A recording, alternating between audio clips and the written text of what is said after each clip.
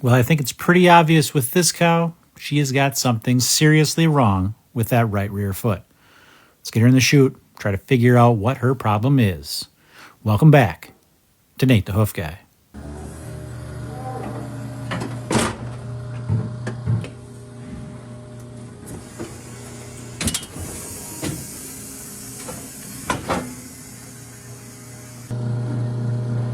Now, at first glance, doesn't appear to be anything too seriously wrong, at least from the outside. But as we pick this foot up, it becomes plainly obvious. Right near that toe, we've got some drainage, so that's where we're going to start. Let's get this foot trimmed up and see what we got. Well, this medial claw, it's got some good shape to it. However, this lateral claw has got low heels and a thicker toe. Now that is a telltale sign of necrosis. You can see here we've got some redness that'll start to show up as I trim around in that typical sole ulcer site. That too is from her putting too much weight toward that heel in an effort to try to get the weight off of that toe. You see, as we start to trim this away, this problem is going to become plainly obvious.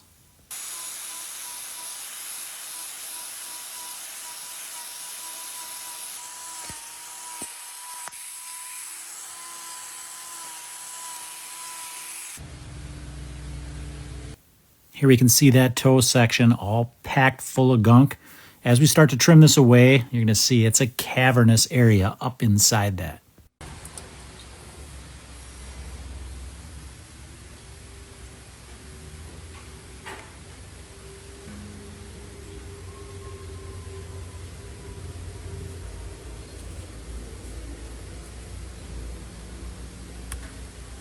One of the questions I get all the time is do those things have a smell to them? And this, of all things, has a very distinct smell to it. Honestly, I can smell it right now editing this footage. It's very pungent, and it's just something that, I don't know, it's a smell that you can't get out of your nose when you smell it.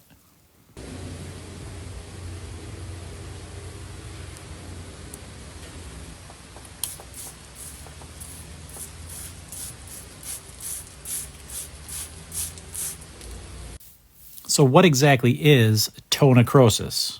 It's theorized that some type of injury happens from the outside, some type of insult that starts this process off.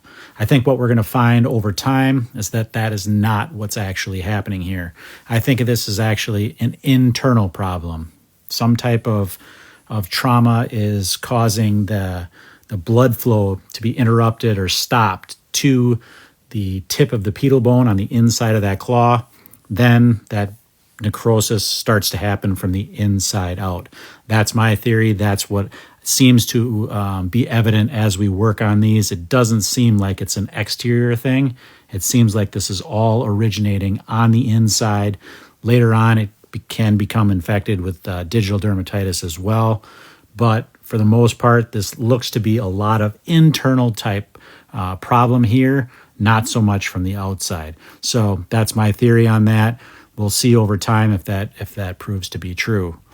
Even still, the way that we need to treat this, we need to remove all of this outer hoof material. You can see, if you look close to as we zoom in later on, that this hoof material isn't growing correctly. It's not a uniform layer. It's all jagged, and that tells me that corium on the inside there isn't producing hoof horn like it's supposed to, and that's why we see these problems. What I'm pointing out here, I'm using a wooden block. That's for stability. When they have this type of problem near the toe, they have a tendency to want to rock back on the heel, and that causes trauma to that good claw. So what I'm doing here, by the use of a wood block, is to stabilize that claw, kind of forces her to walk in a normal pattern, so she's not wanting to rock back on that claw. And then we can try to get this area all free of loose horn so we can get it to heal up.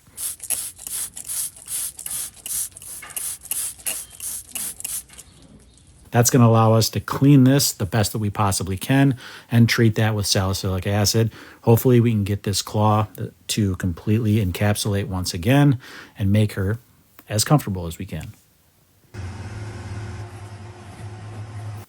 Now, because I am using a wood block in this case, I'm going to make some modifications to it. I'm going to actually add a little bit of a breakover point, a little step here in this claw. What it's going to do is allow her, when she puts that foot down and tries to take a step, it's going to allow a little bit of a ledge there so she can take that step a little more easily. I'm going to add a little bit of an angle there. Once she puts that down, she can take that step. It's going to be more comfortable. I want that block for stability, but I also want to make it as comfortable as I can for $28.49. You see, as she leaves, she's walking much better now than she was, which is a good thing, because at the beginning, she didn't want to put any weight on that foot whatsoever. We'll keep checking in on her and see how she does over time. But until then, as always, thanks for watching, and we will see you all on the next one.